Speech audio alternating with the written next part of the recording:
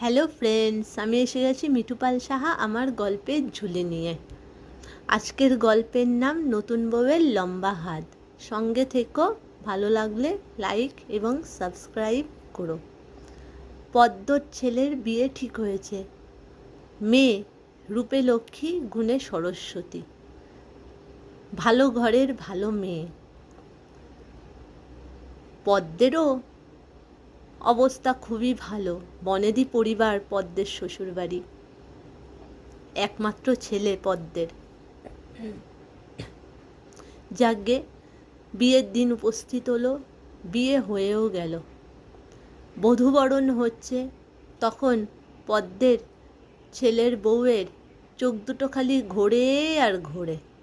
কেন ঘোরে কেউ বুঝতেই পারে না, খালি এদিক ওইদিক তাকায় আর ঘোরে। ওটা হয়তো একটু ব্যাড হ্যাবিট হবে, এটা ভেবে সবাই চুপ করে গেল। পরের দিনকে বৌভাতের অনুষ্ঠান। তখন খালি জিনিসের দিকেই পদ্মের ছেলের বউয়ের নজর, আর কোনো দিকে নজর না। নতুন বউয়ের নজর খালি জিনিসের দিকে, নিজের বরের দিকেও না, বাপের বাড়ির লোকের দিকেও না, শ্বশুর বাড়ির লোকের দিকেও না, খালি জিনিসের দিকে নজর। কে কি দিল থেকে থেকে সবাইকে বলে, দেখি তো এটা খোলো তো দেখি, এটার মধ্যে কি আছে।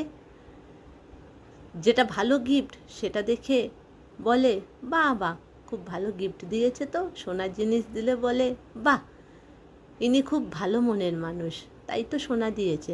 আর একটু কমা দামের গিফট হলেই বলছে, ছি ছি, এমন গিফট দিয়েছে যে দেখার মতন নয়। নতুন বউয়ের এমন আচরণ দেখে সবাই, এ কী আচরণ, এমন আচরণ কোনো নতুন বউকেই কেউ কখনো করতে দেখেনি। যাকগে, এই নতুন বউ হয়তো একটু অন্যরকম, একটু হাটকে, এটা ভেবে সবাই তখনও চুপ করে গেল। বিয়ে হয়ে যাওয়ার পর,